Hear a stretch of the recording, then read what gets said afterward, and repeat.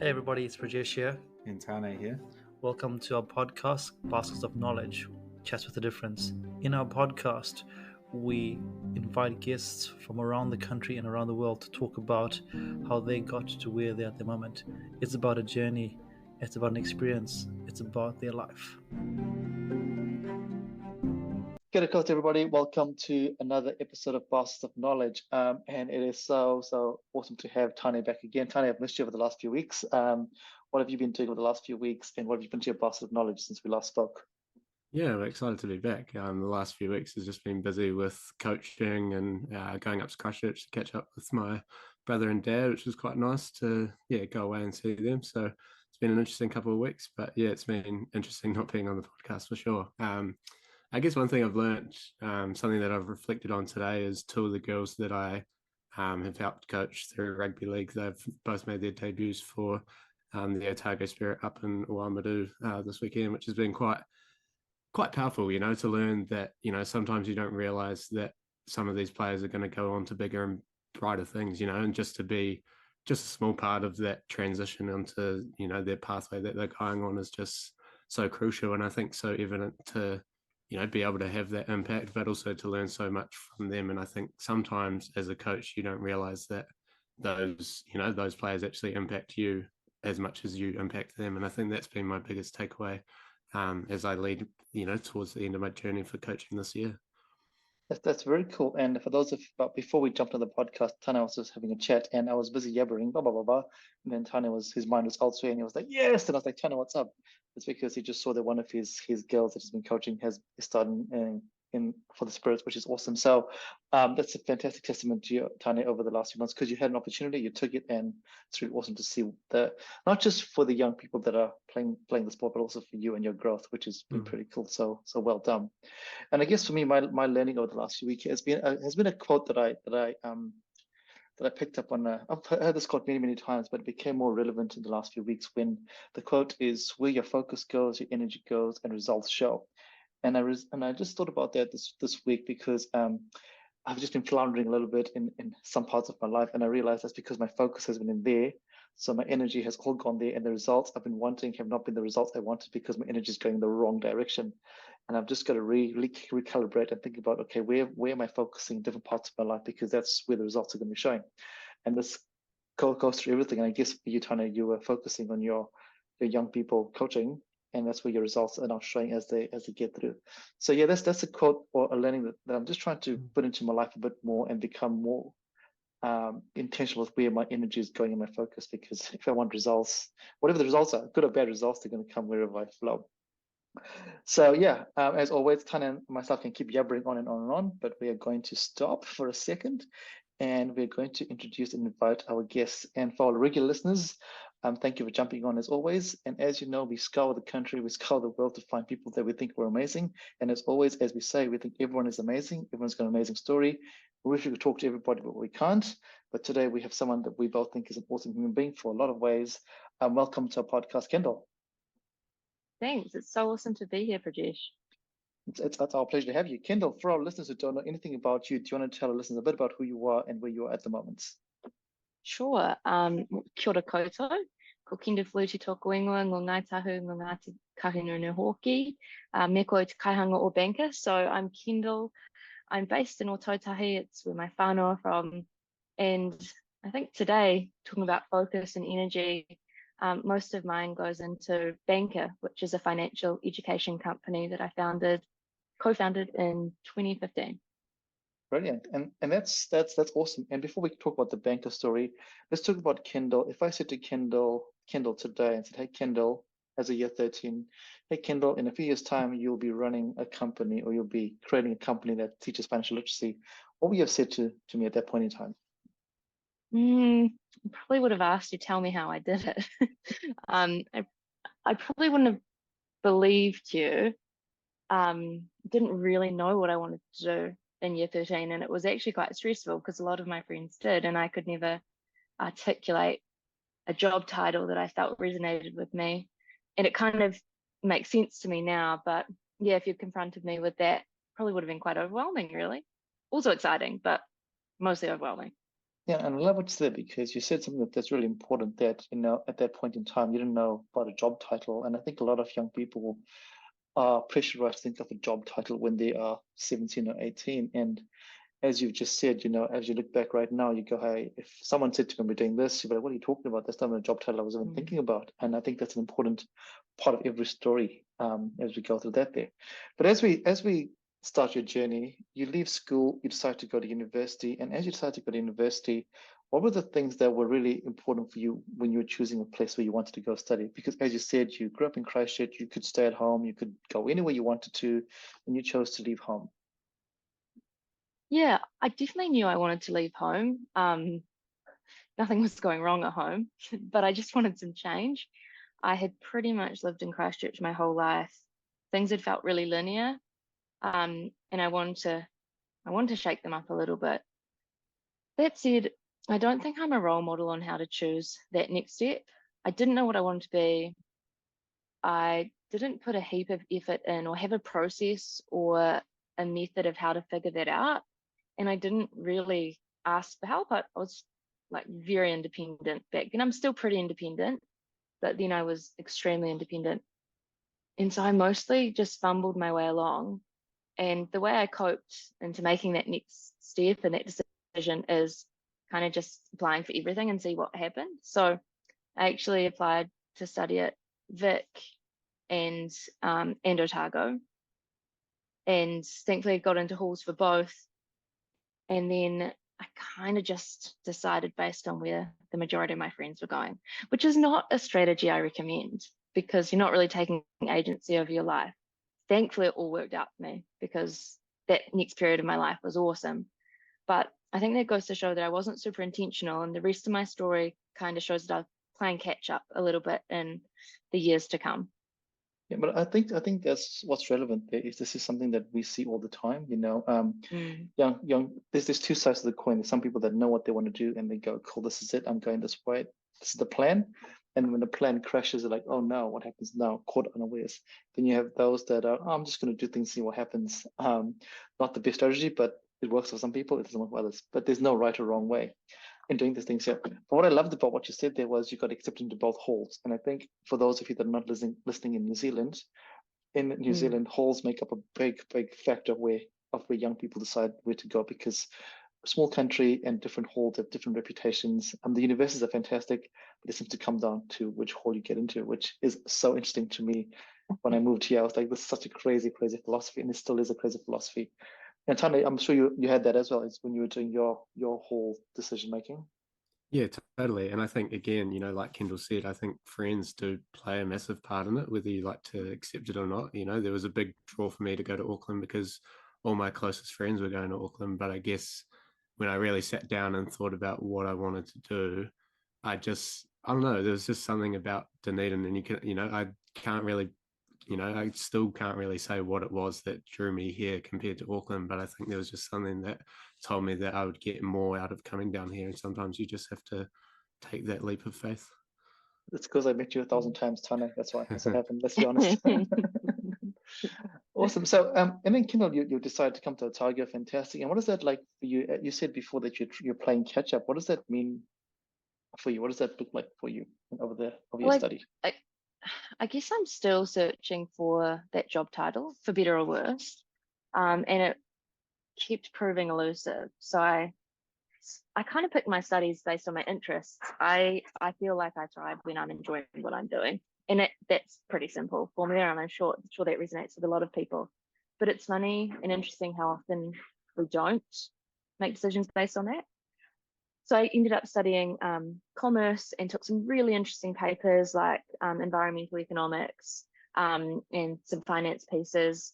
I did a tourism paper. I actually did a personal finances paper as well, which is really interesting now to acknowledge it. That was a summer school paper 1 year. So I'm 2 or 3 years in. I still don't have that title. So I do a dip grad, and then I end up doing my master's, all in the pursuit of a job title. And I get to the end of this runway, and again, now the comfort of my friends, that's starting to shed, because at the 3-year mark, a few friends start leaving, and the 4-year mark, they're all sort of planning to go, bar a few. So I get to what feels like the end of a runway and I still don't have that job title. So again, you see this pattern from me whereby I find comfort in numbers, and a lot of my friends who did BCom, and actually my partner at the time, who's now my husband, was going on to do accountancy, and I had the credentials to go and do accountancy. So I figured, well, maybe I'll give that a go. Right, and how did that? And so I'm gonna circle back there. So we speak about that there, and I'm gonna touch on something else. So while you were studying and you're doing things that you're interested in, I'd love to also touch on your Maori identity as you were going through university. You know, at the start you spoke about your where you Whakapapa too. Was that like going through university? Because that's another whole world that you're trying to navigate as a young person, as you start finding your identity as a young, because now you've left home, you know, on your own 2 feet. It's so true.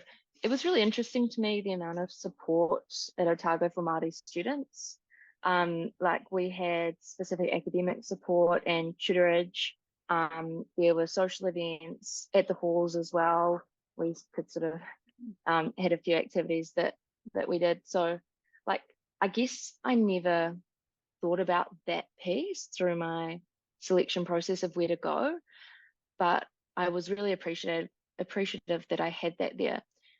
In terms of my studies and the everyday existence, I mean, being Māori is just part of who I am, so it didn't necessarily impact that. But having or feeling normal and being myself is obviously really important to anyone. So having that support network and also an opportunity to celebrate who I am and the success of other Māori students as well, like at specific graduation for Māori students, was just pretty cool.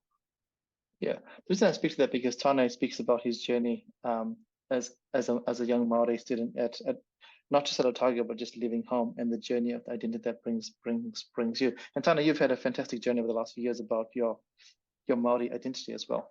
Yeah, 100%. And I think that's something I've kind of built into and something that I've learnt along the way. And I get, you know, I think I've touched on it many times before, but that's something you learn as you go through your journey. And I guess that's probably the positive part, is that there's always something more for you to know about your identity. Yeah, that resonates too. Like, and I think being exposed to and living with people from all over the country, and you can link up and connect and realize there are actually deeper connections that you could have ever imagined, and you happen to be like across the hall from this person. It's pretty cool. And also for me, it was like a bridge to Māori professionals as well. So I got to go through Otago. I got to go to the Māori Accountants Network Hui Tau as a sort of graduate student beforehand. And actually, so it wasn't just random. This is like a total realization I'm just having right now with you guys, that to me, being able to meet Māori accountants in the sector while still a student made me feel like that would be a cool space to exist in as well. And there were some individuals in particular who sort of went out of their way to, again, just to make it feel like I would be able to exist in those spaces really well. Not to say that Māori can't exist in particular spaces, but I think there's a lot of evidence out there where sometimes it can be harder when you're a minority with regards to race or lots of other different factors. So yeah, that was a pretty cool experience that I didn't necessarily intend or expect to have, but it probably shaped that career decision more than I had given it credit until now. there we go. It's crazy because, you know, those moments when you stop and reflect is when you actually think about the people or the place or the moment where things change in your life, for whatever reason it is. And you know, I've had many of those moments. I mean, this job that I have is pretty ridiculous. I've got this job here, and opportunities are a bit ridiculous. But I like what you both spoke about there. You know, when you come into university environment, you have your identity, but you actually challenge your own identity because you don't actually think you know most of it. You think you do, and then people ask you questions. Actually, I don't know that. I don't know that. So you challenge you to think about it more and actually do your own research if you want to know more about it. And you know, coming for myself, I grew up in Zimbabwe. I have Indian heritage. I went to University of South Africa. Had this whole mixed thing going on here. And then you come here, you learn about Māoridom, and you're like, oh, I've got more to learn about. In Pacifica, like, oh, it's all crazy. And then you get lost in all that because there's so much to try to learn that you forget your own identity. And then you step back and go, actually, I've got to think about how my identity fits in this whole space here. And there's no right or wrong. It's just a realization of that, like I said, the focus, the energy, the results. Again, realization right now as I speak to you about that there. So Kendall, you get to a stage now, cool, accountancy might be my jam. You do your dip grad, your masters, and you go right here, accountancy world, here I come. What happens then? What happens then?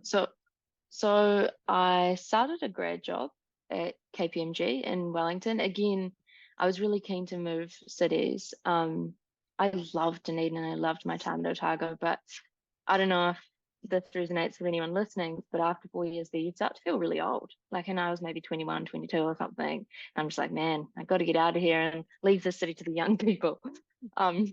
So I also didn't want to go back to Christchurch. It was a really tough time for Tautahi. It was post-quake.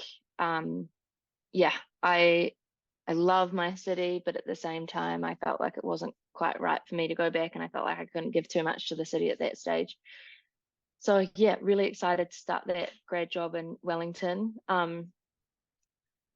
I immediately knew that I hadn't quite nailed it in terms of that being the place for me. It was in week 3 that I had this feeling in my gut that nothing against KPMG or the people there, they were actually pretty awesome, but just the whole thing felt wrong. And it then took me about 6 months to do something about that. And that's pretty hard, right? Because you have the realization and you go, wait, I've been given the opportunity, because to get a grad job is pretty hard. And then you go, wow, I'm battling this. I don't feel right here, but it's opportunity. What do I do here? And like you said, it took you 6 months to make a change.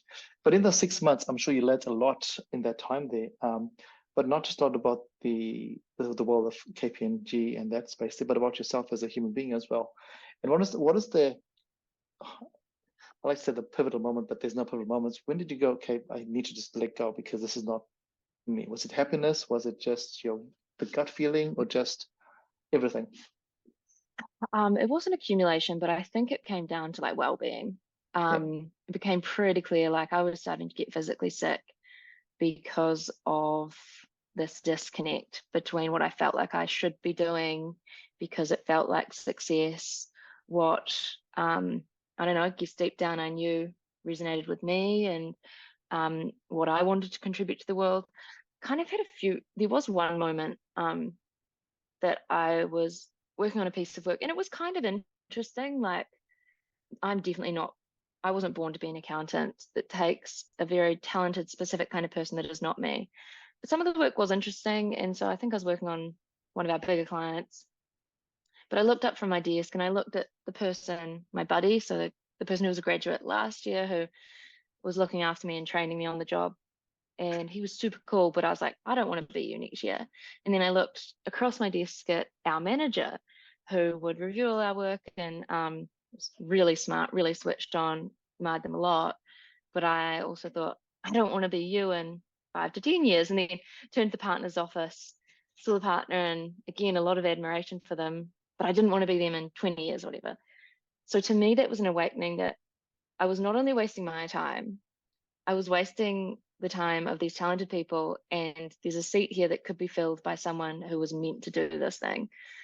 So that kind of gave me the confidence that although it feels like failure, and although this feels really successful, this is not my success, and I should let go to allow myself to find success, and also to allow someone else to have success who can actually succeed in this environment, because it's not me.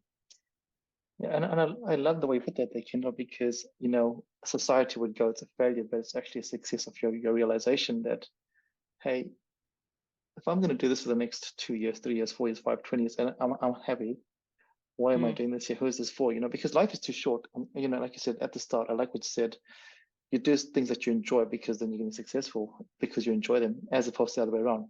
A lot of the time we do things because we want to be successful, but we don't enjoy them. And then when you are 30 or when you're 60 or 70, you go, man, what is it doing with my life? You have all this realization. And when you speak to lots of older people, they go, yeah, I don't know why I did that there. But again, the world has changed dramatically. We are very lucky. We live in a generation where we can do that. There's lots of opportunities if we choose to find them. But you have to do what you did. You've got to have that awareness piece where you go, I've got to let go, which is scary. It's So so scary. yeah. But it was such an awesome time. Like, it was one of the most challenging times of my life, and I've grown a lot since then. But relatively, it was really tough. It was super transformative. And speaking about learning about yourself and going on a journey, I learned so much about who I was. I learned so much about society and, or at least my perception of society and how I can contribute and what I ultimately wanted to be proud of in terms of what I could give to the world at the end of the day. So I'm really grateful for that experience now, although it was super tough at the time and it outwardly could be perceived as failure. It's one of the things I'm most proud of. Yeah. No, I think you got to embrace it. And I think for listeners out there that are in the same situation, the hardest thing that you can do is to stop and go, hey, this is not my world at the moment, because it's all values, right? You're value driven. And if it's not linking with your values, you go, let me let go. And then you're actually not a failure, but you're actually a winner, because by staying in the role, you're actually a failure to your values. But if you, hey, I'm That's actually it. saying, see you later, you're a success for your values. And it's hard. It's really hard unless you have that awareness. And because external pressures are going to be like, hey, you have to do, but you go, hey. And Tana, you're going to have the same thing right now, because you're just about to finish up your honors. And we have this chat all the time about what happens next, and there's lots of perceptions from all external people that are going, you should be doing this here. You have your supervisor saying, hey, maybe you should do this here. But your values are a little bit different, and you've always been true to your values, but I guess you come to a place where you go, now what do I do now?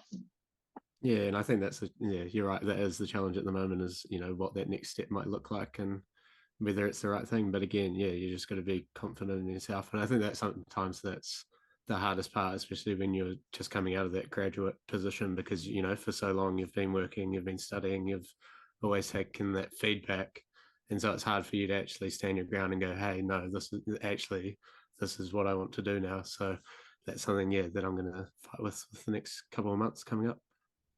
And it might be right, might be wrong, but there's only one way to find out, right? Yeah. The word failure, I don't know. Failure doesn't really resonate with me. It's just another attempt, and you just learn about yourself and the world. And a key word that you used there, Kendall, was perception of the world and how it changes. So now you've made this decision, which is a brave decision at that point in time. What happens then for you? Because you're living in Wellington, you decide, this KPMG, not the right time. What happens for you then? So thankfully, I'm still with my partner, so I have a little support there from a financial perspective, in terms of, like, maybe I don't have to pay my half of the rent for a bit, which, I mean, that's such an enabler, and I don't want to sell that short. Like, our rent was, this is a while ago, it was maybe $200 a week or something like that, so it's not insignificant. And to have to know that I can actually explore what I'm meant to do for a little bit of time was great. On top of that, I'd actually started a really small business when I was down in Dunedin, and that was still going. There was someone in place who was still running it, so I had a little income coming from there, although it was super patchy in terms of the time of year it came in. So I knew I had like a little time to explore, but I didn't have years. So I think I gave myself around 2 months to figure out what you're meant to do. And in that time, I realized that I'd sort of just been, as I've articulated, going with the flow, not taking agency over my own life, and on what I've called like this conveyor belt of education that dropped me off the end into the world of accounting. And that's not a criticism of the education system. That's a criticism of how I engage with the education system. But now that was all being flipped on its head. And my first task was to find out again what I enjoyed, what I loved, and get really clear on what that was. And to me, it was hard because my subject areas of interest have always been like what I felt is quite disconnected. So economics, graphics, so technical design, PE, language, math, how do you put that together? And that's why I think I'd always struggled around that job title thing. But instead, I just sort of stopped thinking about subjects and thought about moments. What are the moments that I felt like I was really excited or really enjoying life? And one that came to me was, I played a bit of sport at school, and often my pickups, my rides back home would be late or early. So I'd spend quite a lot of time in the computer lab. And I loved that time. I would spend like a couple of hours playing with the computer. Again, this is back in the day, the fact we had a computer lab. So I'd muck around on whatever new software the school had got in. And so I started thinking about computers and the idea that maybe there's something in mucking around in computers for me. So I looked then at the tech industry, and I was in the right city for that. Wellington's fantastic. There's a bunch of small startups. I mean, even Xero back then wasn't the business it is today. And I started sending out emails to these companies and saying, like, I'm not asking for a job, but can I come in and talk to someone and just understand what this thing is? And I did that, and people said yes. And so I'd go along often to like Friday night drinks, which was an awesome time to chat socially to people, but also they'll get out some of the work they've been working on. And I got this firsthand insight into this world that I didn't know really anything about. Like, actually, Prajesh, the closest I'd come to this was I think 106 back in Otago. Yeah. Yeah, A which long I time ago. enjoyed as well. Yeah. Um, and so then I started getting this sense that, mate, I feel like I'm getting close to something here, but I want to make sure of it. I really didn't want to make what I considered the same mistake again and waste my time and people's time. So I enrolled in a night course, HTML, CSS basics, just to understand like the basics of coding. And yeah, I went along and did that, and I absolutely fell in love with it. I I love being creative, and I felt like for the first time I could be creative in a digital sense. And I knew I was onto it then. So then I was just like, how do I fast track getting a job here? And for me, that was a 12-week boot camp, which this is where serendipity comes into the story, because these boot camps up until that year used to always be in San Fran. And I thought I was going to have to fork out money to go over there. And I was like, how the heck am I going to make that happen? But one was opening up like 2 kilometers from my flat in a few weeks' time. So I applied for that. And then, yeah, that was really the start of my tech journey. Which is crazy. So much to unpack there. I think the first thing to unpack is your clarity piece. You know, one thing you mentioned at the start that, you know, we all live a life where you're just churning through an education system, which is just the way the world is. There's no fault here. This is the way the world is, you know. And some people make the brave decision to jump off at an earlier point, and others just go, hey, because we're just going to go on this piece here. But during that piece, you don't have any time to stop and have any clarity about what you're doing. You just go and tick the boxes, and off you go. And I think it was really awesome for you to have a partner at that time, because $200 at that time is a lot of money. You know, when you have no money, Yeah. when you have no money, even $10 is a lot of money. So the fact that you have the support to have that clarity piece is important, because you could have so easily have just jumped from one job to another job to another job without just stopping for 2 months to go, let me find out what actually I enjoy. And what I really loved about what you just said there is that you thought back to the things that you enjoy. You know, again, that was your first thing that you said when you started, and it's a theme that's coming through here as well. It's what you enjoy. And why I speak about this is because when I speak to young people, rightly or wrongly, a lot of young people say to me, I enjoy these subjects here. And my question to them is, I don't really care about the subjects that you enjoy. Tell me what you enjoy. And one of the questions I started using now, as opposed to what subjects you enjoy, is what would you like to contribute to the world while you're here? And that just gets them to think a little bit. And it gets me thinking as well, because I've got to ask myself that same question, you know, which gets me to think about stuff. And I think, you know, for you, that was your clarity piece. You go, what do I enjoy? And if I enjoy it, how can I contribute to the world with what I enjoy? So that's really awesome. And again, the other thing that I really liked what you did is what I also emphasize with lots of people is just ask questions, you know, send an email. The worst thing that can happen is a no. Someone goes no, or you get ghosted, right? Whatever, who cares? You lose nothing, right? And I think, Tanya, I've told you this many times in your program, just ask for lots of different things, and that's opened up opportunities for you galore.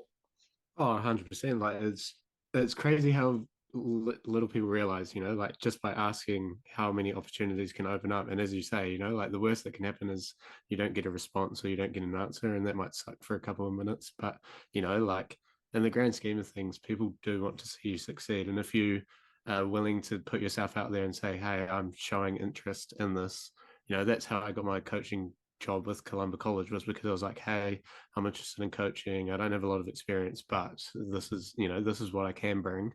And then it at least opens that conversation to, you know, show what you can offer and actually put yourself in a position to be there, rather than, complaining or sitting there and being like, man, I wish I could do something about it. Like you just have to go out there and actually, just show what you're capable of. But again, be willing to reach out to different people. And sometimes it might be something you thought would never go anywhere, like sometimes it's those businesses or those people that you're like, oh, I'm never gonna, like this is a long shot.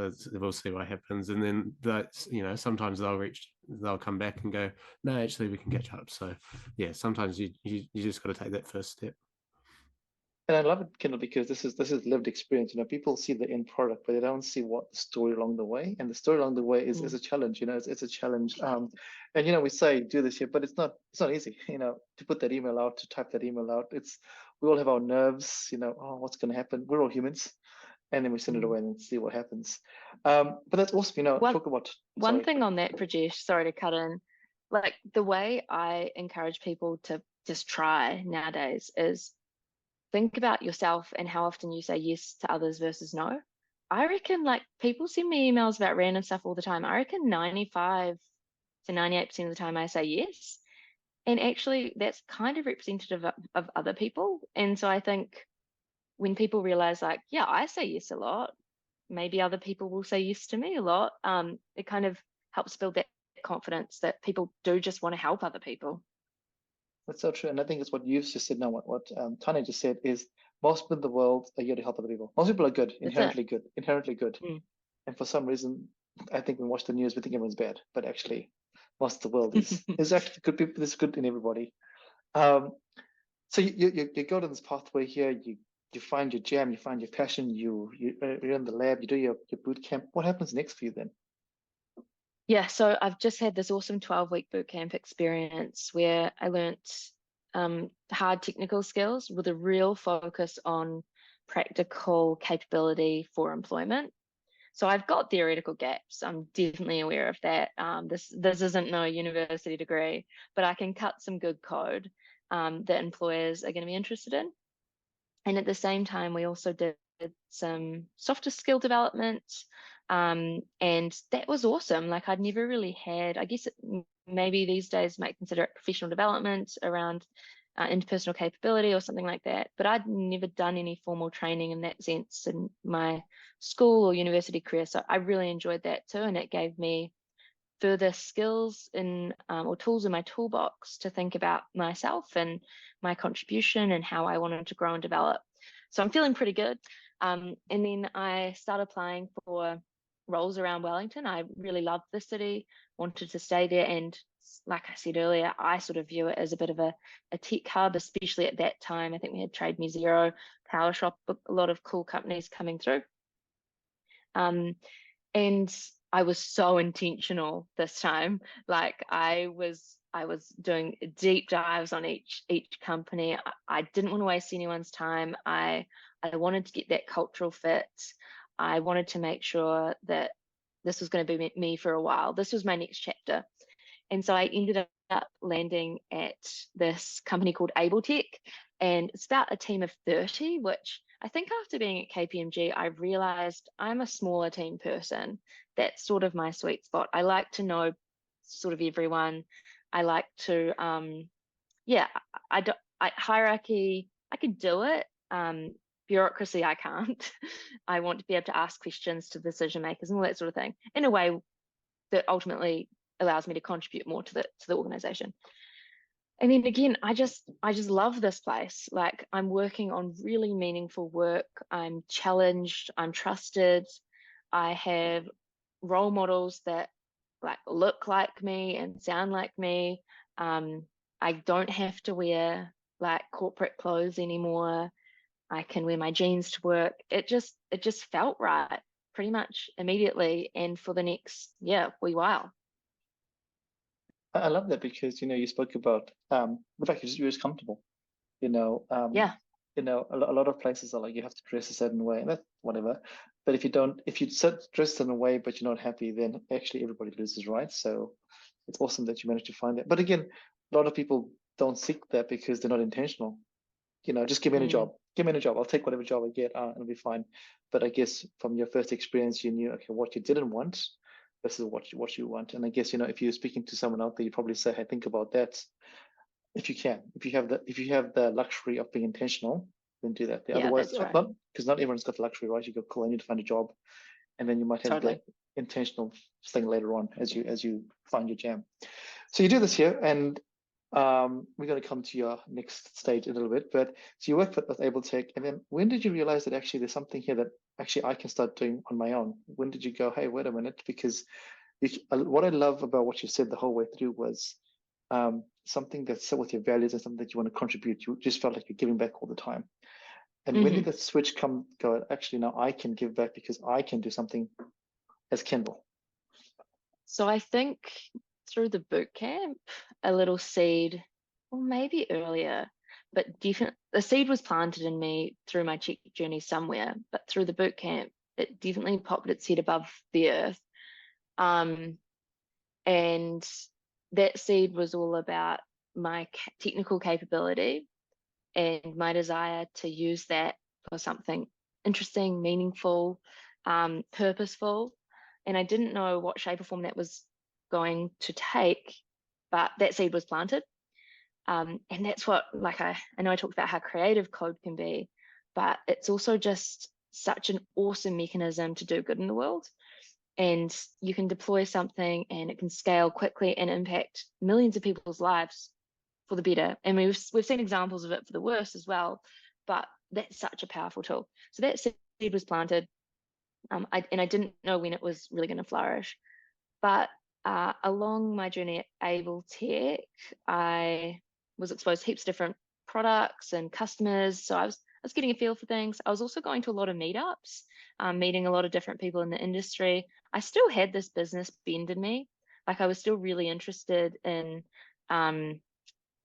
business strategy and business development and startups. I was starting to understand what a startup actually was. So I go to all these meetups. One event I went to one weekend was a startup weekend, which, for people who don't know, is a weekend long event.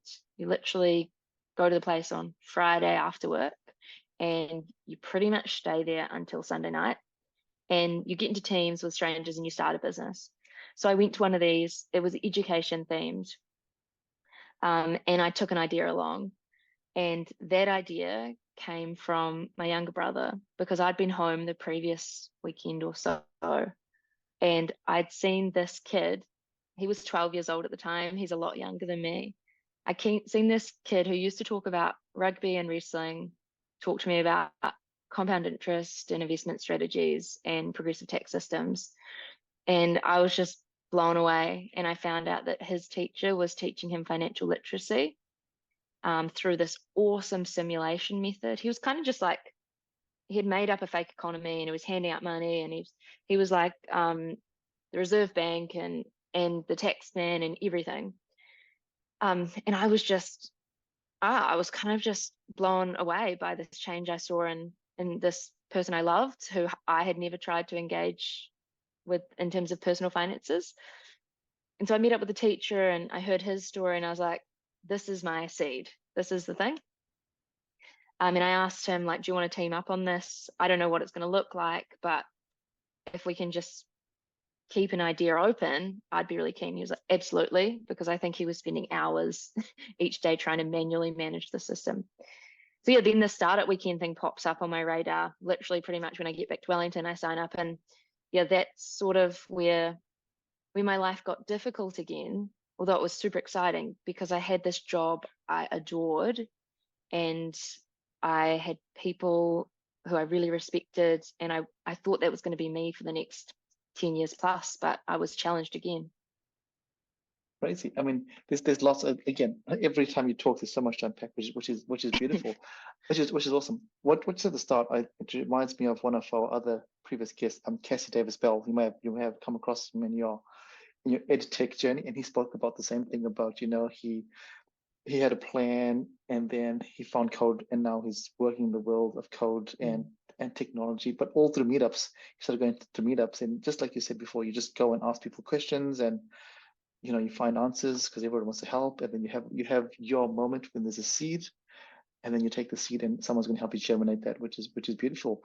But what's awesome for you is your brother. And why I say that's it's awesome, because it's not about your brother, actually, it's about the teacher. You know, the fact Yeah. that a teacher saw a gap in, you know, if we think about it, none of us here really are taught financial literacy. You know, it's an assumption that you get when you an adult, that you've got to pay taxes and all, you know, what the hell. Nobody's taught me this the whole way through. So it's awesome that your brother's teacher at that point in time saw, whether it was a curriculum thing or whether it was just his own personal interest to teach young people. That is such, again, such a amazing timing moment for you in terms of your world so far, you know, because everything just seemed to happen in a timely manner. The universe or whatever, whoever what you want to believe in, and that's awesome. But also the fact that you listen to it, and that now you have this amazing conundrum.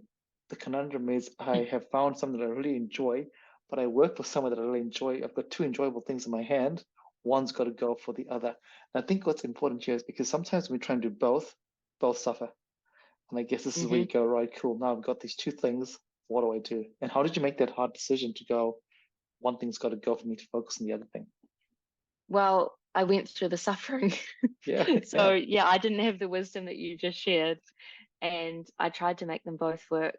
And my employers were so accommodating of that, that like it kind of made the situation tougher. I wish they'd just been like, no, we need you to shape up or ship out here. Yeah. But no, they were supportive of me trying to bring this thing to life with my co-founder, Micah Hocker, the teacher, who is just like literally the best teacher in the world. But it was painful. Other things in my life were suffering. Like when you try and give time to full-time employment to this side thing that's really interesting and becoming more meaningful and purposeful in your life every day, likes of relationships can start suffering. Like my main relationship with my partner, now husband, he was so patient, and I'm so fortunate that he understood sort of the situation I was in. My relationships with my friends, my family. I also like stopped working out as much, and to me, like some physical activity is important to my mental health. So I went through that suffering, and then I just got to the end and I started feeling like I did back in the KPMG situation or the accounting situation, which is silly because, like you said, I have two things I really enjoy. Why am I feeling this way? And that's when I sort of had that realization that, oh, it's because I have two things. I need one thing. And it was harder leaving AbleTech than it was KPMG. It's almost harder to leave something you love than it is something you don't really love or isn't right for you. But I did. And once I did, I had almost immediate validation in a sense of like, my sense of self and that decision that I've made. Yeah, beautiful. And then, so you made the decision and you go off. Is this when does Banqer become part of your world now? Is this where Banqer arrives, or does Banqer arrive a bit later on? Yeah, no, so Banqer, I guess Banqer was born through that startup weekend. Yes. So I am running Banqer in air quotes, because it's not like we're making money. It's not like we have employees. It's just a big hustle and exploration at this stage. But we do have increasingly, while I'm working at AbleTech, we've got teachers that are starting to use the platform. I don't know how they're hearing about it, probably because Mike is super popular and has a big teacher network. But it's starting to become this real thing. And so the fact it was taking form and substance and shape to the point where I was getting customer support emails while I was at AbleTech, I think like something had to give. So yeah, I gave up AbleTech, and I commit along with one of our other co-founders who I met at this startup weekend thing. He was a stranger before then. We both quit our gigs. We go in on this. Mike is still a teacher. It's really important to him. That's his calling. But he's obviously moonlighting for Banqer as well where he can. And we say, okay, let's figure this thing out. We've got 6 months. Let's make some money, or we can go back to our gigs. And it's not like we told our bosses that. We quit because I needed a quit situation. So I put it all on the line. But then, yeah, we started to try some things, focus more on building code, figure out that business model piece as well. So yeah, we quit not really having a business model, started to get some early sales and adoption. Some other key conversations started coming up with partners, which is now a big part of how Banqer thrives as well, through commercial partners. And pieces just started falling into place, because it comes back to what you said at the start, Prajesh. We started focusing on what we wanted to change and what we wanted to see start flourish. And at this time, were you still in Wellington, or did you make the move back to Otatai? Still in Wellington, Yeah. yeah. And we ended up staying for quite a bit in Wellington, and I'm really grateful because the Wellington startup community was awesome. Like, we had some amazing mentors around us at those earliest stage, and we still do now. But yeah, I think again, at the right time, the right place, being curious and saying yes to a few of those opportunities. It's so crazy because this morning I was listening to a podcast, and in one of the podcast they say, in your life, there's three things that are going to define what happens in your world. One is your relationship, one is where you choose to live, and one is the career that you choose to have. And you know, a lot of people, I mean, it doesn't matter which one you go, but for you at that point in time, the career that you chose to have at that point in time was you had to let go of one for the other one to go. And if you had chosen not to do that there, you know, things wouldn't have been the way they are. So it's pretty crazy if you think about those three things in your life. Everybody's got to think about those three and how they affect where their life path goes. And as you said, you know, at that point in time, that number three one was the piece for you. But also, as you did mention, relationships were getting fragile at that point in time. So it could have gone a whole different way if you hadn't chosen that. And location, you were in the right place for that to happen. You were in Wellington, where the whole tech world was, which is fantastic for you. And it's awesome that you had your three people, so the two other people that were on the same mission as you to bring this idea into realization. But also, what I loved for you both is you gave yourself a time frame. 6 months. You said 6 months, and otherwise you can just go on forever and ever, and then nothing happens. So what happens in 6 months? The 6 months mark comes along, and you go, oh, 6 months, it's flown. What do we do now? Yeah, I should say as well, there's another co-founder too, Mark McCarty, who's awesome, and he's still involved in the company today. So we hit the 6 month mark, give or take a few weeks, can't quite remember that timeline specifically, but we really felt confident we had something. We felt like we had product market fit. So people were using the product and they were really enjoying the product. And we convinced a material enough amount of people to pay for the product as well. At the same time, during those 6 months, I had fallen in love with the problem we were trying to solve, to the point where I think 6 months, 6 years, I don't think timeframes mattered to me anymore. Yeah. I was obsessed, and still am obsessed, with the problem of financial illiteracy and this idea of a world where everyone can be financially educated and therefore financially empowered for the financial world ahead of them. And you think about that in an individual level, what that could mean for us if we all got the financial education we thought we needed at the right time. And then you think about what that means for our communities, for our society nationally. Like, what does GDP then look like, for example? Not that I love that as a national metric. So I was just in far too deep at 6 months to be objective. So we didn't quite have the business model. We still weren't paying ourselves really. I had definitely still leaning on that support, chewing through my savings as well. But around that same time, some critical conversations were starting to take place with one of the first organizations to back us in a material way, and that was Kiwi Bank. And we were kind of figuring each other out from a values perspective. This thing we were building with Banqer, it's a for-profit business. So I'm commercially motivated. I think commercial success leads to great outcomes in terms of impact. But the impact part is the important part of the equation here. We fuel profit to fuel purpose.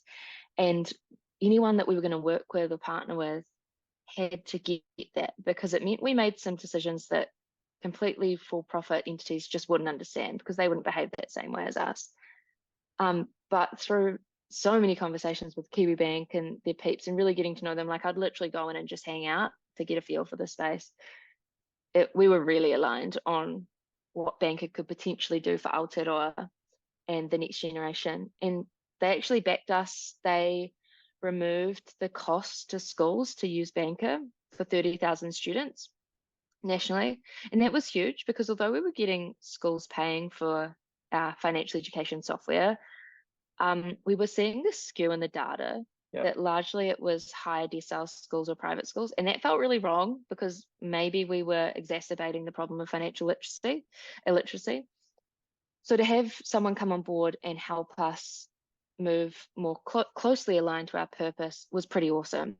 And that started our commercial journey and really declared our strategy for the next 3 years or so. That's beautiful because, like you said, you didn't just jump on anybody to be a partner. I liked how you said you have values, but I loved your line. Profit, fuel profit to fuel passion, because the passion is the impact piece at the end of the day.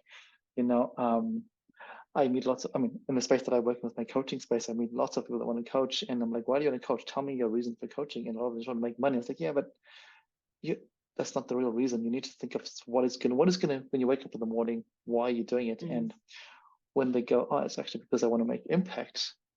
But then I was like, right, cool. And then I meet conversely, I meet those people that go, I want to make impacts, I want to charge them. It's like, yeah, but you have to make money to be able to help people. And it's that hard thing, because a lot of us have been ingrained that making money is a bad thing. This is the whole mental game that we have, and I'm sure you speak about that in your programs. But if you're rich, you're a bad person. You have got in a bad way, or you're a bad human being, or whatever. And it's a crazy, crazy mental game. And there's thousands of books out there that talk about that, and courses out there. But again, it's something that's inherent, especially if you come from a culture or a family background where money has always been a struggle, and you've always been looking at it and go, oh, the person is rich or wealthy because of X, Y, Z, as opposed to, oh, they've actually worked hard to get there, whatever the perceptions are. So it's awesome that you had that. Random question: how did you choose the name Banqer? How did that come up? I do not know. So I remember. Oh, actually, I do know. Gosh, this has been great trip down memory lane. I actually turned up at the startup weekend. So I'm pitching this idea like last weekend. I was talking to my brother's teacher, and we want to do this thing. And I pitched it as the name was banked. So still had a Q in it. We spell Banqer funny, but BANQED was my pitch name. And we got in teams, and one of the people on the team was like, banked is a stupid name. How about Banqer? BANQER. I was like, yeah, that's way better. So I actually can't claim that. It was someone from the Startup Weekend team. Beautiful. It's beautiful. I love it because sometimes people get so caught up with the name of something that's their hurdle. Like, oh, I've got to think of a logo, I've got to think of a name, but actually forget about that. Just do something, and it's great how your name just came up.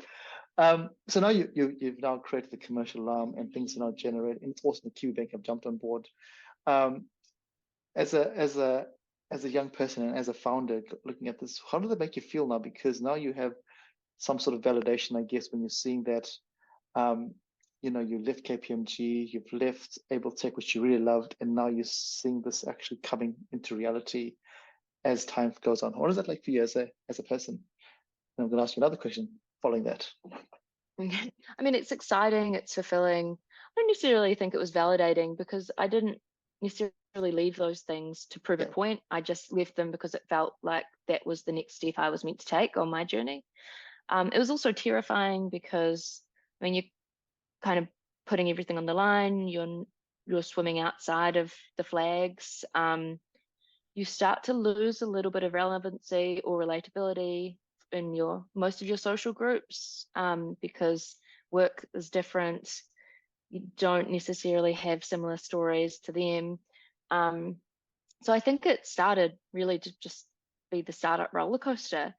And I think what was important in that time, the first few years, was me building my self-confidence and understanding that this is my journey. And while I've got lots of awesome advisors and mentors, at the end of the day, I'm the one who knows the most about Banqer, and I'm also the one who holds the vision for Banqer. And sometimes you just got to back yourself. And there were times I didn't do that enough early on, but the times I did, I think really proved to me that that I needed to lean into that more.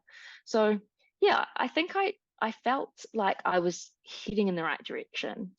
Beautiful. And I like what you said, you're backing yourself, because a lot of times we don't back ourselves.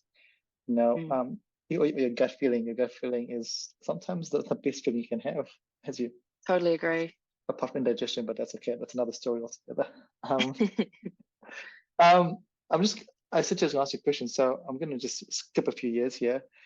So this is going awesome, and then you get nominated and you actually get awarded Young New Zealand of the Year. What is that like for you? Yeah, Well, firstly, it was awesome. Yeah. Like what an honor that it's obviously something no one expects to be nominated for, let alone to be awarded.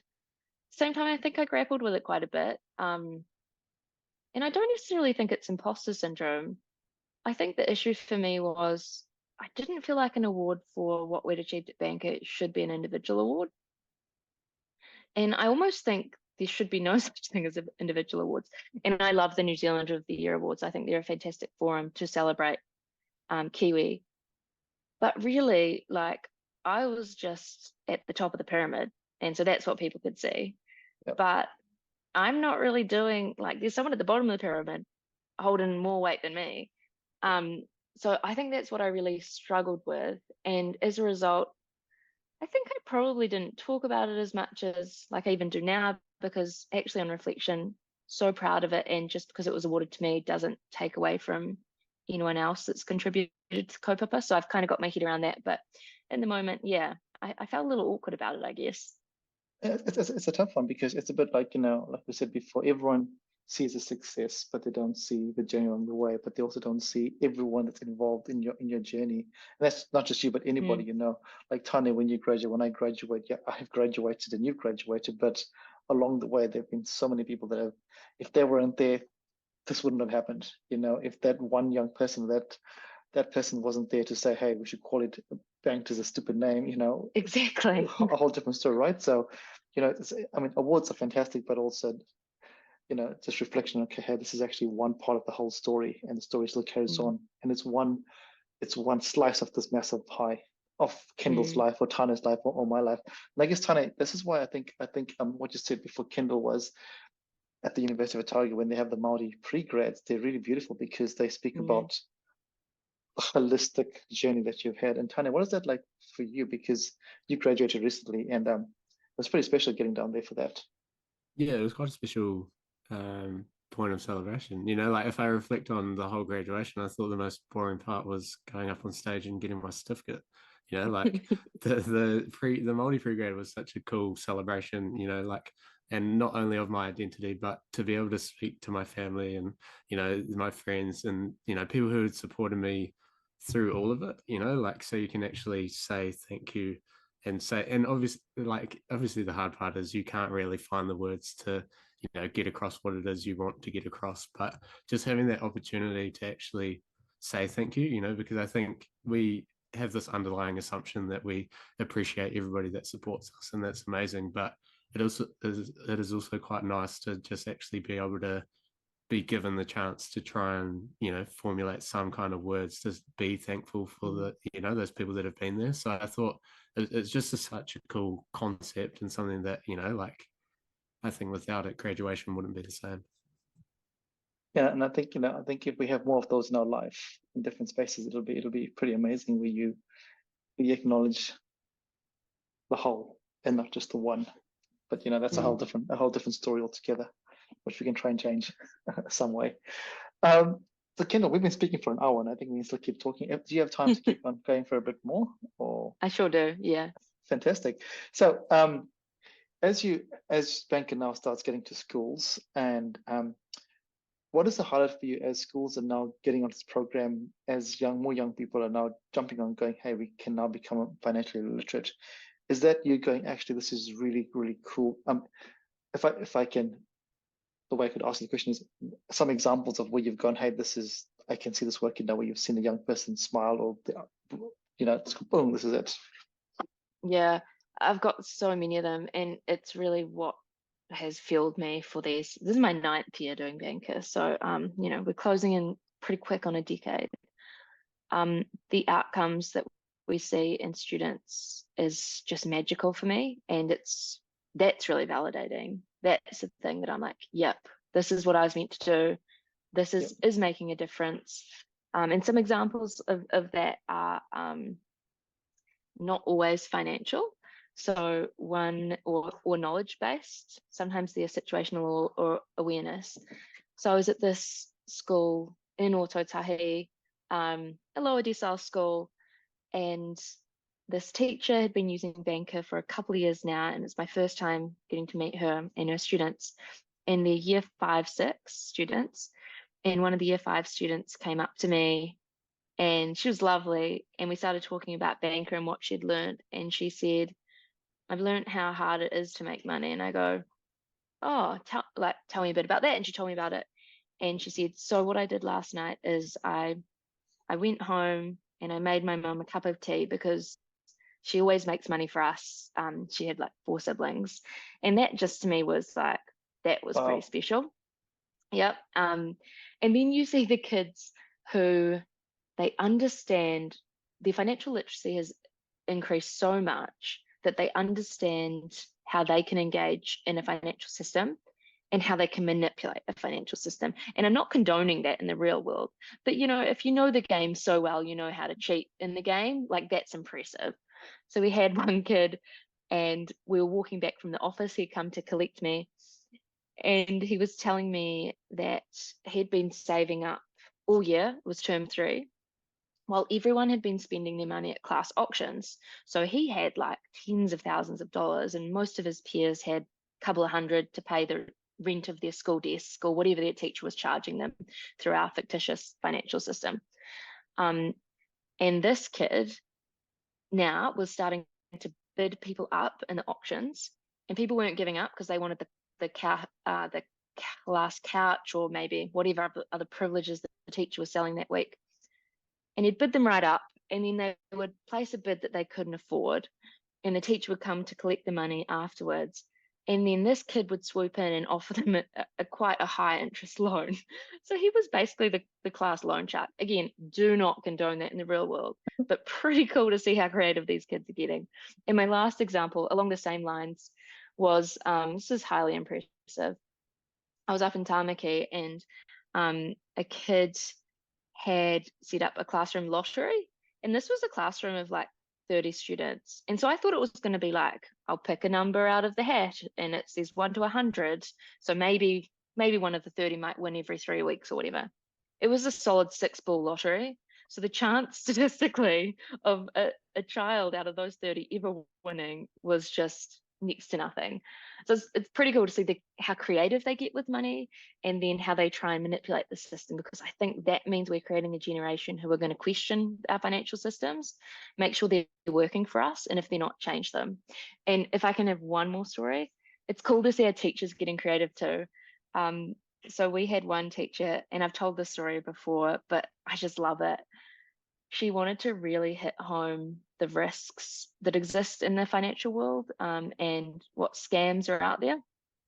So she got the Banqer NZ1@gmail.com email address, and then she emailed all of her students and said, hi, this is Banqer. Please give me your password. There's been an issue with your account. We'll take all your money if you don't give me your password. And so like half of the class did, and then she cleaned them out. And then they come to school the next day and they're like, oh, what's happening? And they kind of dug into phishing scams. So it's just really cool to see how our platform encourages curiosity and creativity. And I feel like the platform is just a tool, because it's all that awesomeness that is actually what makes Banqer like so powerful. Amazing. What amazing stories. And I'm sure, like you said, there'll be hundreds that you can share, just of different experiences. But what comes to me is, when I was doing some training a few years ago, and I remember my mentor said to me at that time, hey, you learn the rules so you can break the rules. And I was like, that is such a good way, because at the moment we don't know what the rules are. If you don't know what the rules are, you can't break them. And not that we're saying you should break all the rules, but clearly your system shows people what things are like and how you cannot not manipulate them, but how you can understand them. So if there's any loopholes, you're not breaking any rules. You're just saying I'm working within the rules, and not saying we should all do that there, but it's an awesome tool to do in a safe environment. It's a safe environment where there's That's it. no big losses. But that's awesome, really, really beautiful. I like that, learn the rules to break the rules. And if we put that in like an intergenerational change perspective, I think it's learn the rules to break the rules to change the rules, exactly, to leave us all better off, right? So I like that, Prajesh. Yeah, that's great. There we go. Just got a new code. Learn the rules, break the rules, change the rules. Beautiful. There we go. That's fantastic. Let's patent that right now. Done. That's beautiful. Kendall, this is quite crazy because I've been wanting to come to this podcast for a long, long time. And you sent me a message the other day, which I was thinking about you, and I'd love you just to talk about. This will be released next week, which is going to be the start of it's going to be the start of Money Month. Do you want to talk a bit about what that involves for you and Partners Life, and what your aim is? Because you've been working in this space with young people, which is fantastic, but we all know that adults probably have no literacy at all. Unless you've gone through specific training. A lot of us out there are not as financially literate as we should be, or should be should be, because should is the right word, because I'm trying to think should is incorrect, but should is the right word. What is the plan behind that there for you?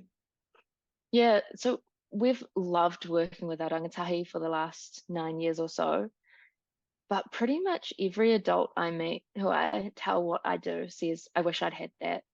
And then about half of them say, I wish I still had that. Yeah. And so I've been really hyper aware of the fact that there are generations who went without financial education, and they are having to engage in our financial system today. And for some of those adults, they're finding their way through, they're self-teaching, they're coping. For some, they're not. The slope is only getting steeper and more slippery. So it's been a real privilege to use Money Month, which is in August. It's, I guess, an awareness month of financial literacy, financial capability, as a bit of a springboard where we, for the first time, can open up Banqer's digital doors to an adult cohort. So thanks to funding from Partners Life, who are dedicated to financial literacy in Aotearoa, we're able to put 1,000 Kiwi adults through Banqer's simulative experience for a whole month. They're also going to supplement it with some webinars and some other opportunities to engage as a cohort. And I think it might be the biggest sort of financial education event of its kind in Aotearoa. So I'm super excited to engage with a bunch of passionate learners who are out there to prove that it's never too late to start or continue your financial education. And we've all got something to learn when it comes to money. And I'm excited to see how they engage with our platform from putting my tech hat on from a product perspective too. But ultimately, I just hope that we can teach someone something that makes their life a bit better financially. And that's really awesome that you've done that. And I think another thing that I learned during my time was, on what you said just right now, even if it's just one person, even if out of the 1,000 people, 999 go, I learned nothing, but that one person has learned something, that's success. Our values of success are so crazy, but for me, if you just change one person's life, that it's done what it's meant to do, which is really awesome. I'm looking forward to seeing how that month goes, because I have signed up. Tana, have you signed up? Not yet, but I do want to. Yes. Yes. Not too late. Get involved, Tane. Get on there, Tane. Get on there, Tane. Yeah, that's why you put you on the spot there, Tane. Put you on the spot right now. But also, what's awesome for us, and is seeing people like yourself and people like Simran Co doing all the cool stuff that are out there that show that, hey, this is accessible. Because not previously, for a lot of the time, the world of finances has been seen to be behind the bank doors, and it's all top secret. And that you're out there, and girls and investors out there, and there's lots of people out there that are going, hey, this is actually, if you know what it is, it's not that hard. But you've got to first know what it is before you can say it's not that hard. Otherwise, everything is hard when you don't know what it is. You can't bake a cake if you don't know the ingredients and the recipe, right? That's it. Yeah, I can give you all the ingredients, no recipe. You're not going to get a cake from me, that's for sure. Kendall, thank you so much for your time on here. But before we end this podcast here, we can keep talking forever and ever and ever. Our podcast is called Baskets of Knowledge. And every week we ask our guests to give us one piece of knowledge they'd like to put into our listeners' basket of knowledge, and myself and our guest Tane. Is there any piece of knowledge that you'd like to put into our basket of knowledge? This can be from any part of your life. Any part of my life. Any part of I think something I was reflecting on the other day was the role that curiosity has played in my life and continues to play. And I just think it's an underrated attribute in people. Asking questions has never been something I've been afraid to do. But ultimately, I think it's the number one attribute that's led me to where I am today. So it's not necessarily a piece of knowledge, but if I could compel people to consider the role that curiosity plays in their day-to-day life, and maybe think about how they could hone or sharpen that attribute, and see what happens for the next week or month or whatever it may be. I'd personally be really curious as to that experiment, because so often we think we have answers, or we think there aren't questions to be asked, but actually the world is full of interesting facts and people and experiences, and all you have to do is ask the question to get that insight. So that's what I'll leave the listeners with. Beautiful. I like that. Go be curious, everybody. Let's see what happens. Yeah, and report back to me, because I'm curious too. Exactly. Report back. And forget about the saying, curiosity killed the cat, because that's never true. But go be curious, get those answers, because it is fantastically beautiful. And for people that want to connect with you, Kendall, what's the best way for them to connect with you or with Banqer? For our listeners out there, is there any place where you guys go, hey, this is where we can come along? Yep. So with me personally, I'm horrid at social media, but I am on LinkedIn, and I do get amongst it. So connect with me there, please. In terms of Banqer, we hang out on all of the socials, but you can also check us out via our website, which is www.banqer, banqer.co. Yeah, we'd love to hear from you, whether you're an educator, an adult looking to engage in financial education, or you're looking to join a cool Ōtautahi-based team. Definitely shout out. Yeah, awesome. Tane, any last words for you? Or from you, sorry. Well, it's just been plenty of learnings, and I guess the biggest takeaway from me is just around this intention, to do whatever it is you want to achieve. And I think that's sometimes something that we're always scared to do because we don't know what the outcome's going to be. But I think if you can be intentional in what you want to do, then you're not wasting your time in areas that, could have people that are more well suited or would get more from certain experiences. And I think that's something we often forget, because we think if we're not getting the opportunity, that sucks for us, rather than seeing that us losing that opportunity gives somebody else an amazing opportunity to flourish. So that's been my biggest takeaway from this podcast. Yeah, it's beautiful. I mean, I guess, when I first started at the podcast, I said to you, my learning from this week was focus, energy, results. And as we've seen with Kendall's story here, actually, it's been focus, energy, results, at different stages of your life. So it's quite a crazy way this podcast has ended up. So as we run off the podcast, Kendall, thank you so much for jumping on. We appreciate your time. We appreciate your words. I know I've learned a lot, not just about you as a person, but also a lot about the journey you've been through, and some great takeaways for me to think about as well.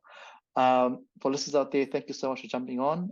And as always, please feel free to share this, like this, comment, subscribe, because I'm sure that there's something that you have learned in this podcast. If there's nothing, go back and listen, because you haven't listened properly. Until next time, don't forget to fill your basket of knowledge. Ka kite. Bye, everybody.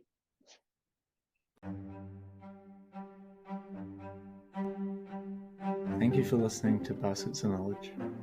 Yeah, we hope that you found something useful to put into your basket of knowledge. And as we said before, remember to put something little into your baskets of knowledge every week. And as always, feel free to like, comment, and share this podcast. Thanks, everybody. Bye.